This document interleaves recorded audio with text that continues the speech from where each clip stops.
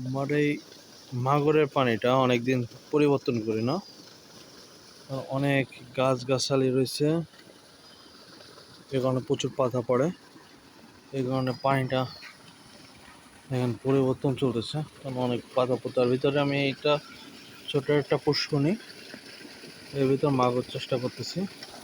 দেখেন এখানে পানি পড়তেছে অলরেডি, অনেক স্পিডে পানি পড়তেছে, পানি যাচ্ছে। এখন মাগরকে আমি কিছু খাবার দিব, সাথে থাকুন। দেখেন মাগর কত স্বস্তির সাথে খাবারগুলো খাবে।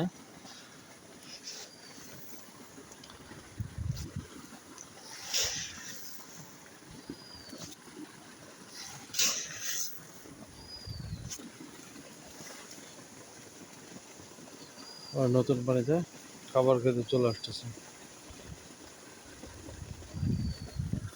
ওই যে পানি পড়তেছে ওইখান থেকে।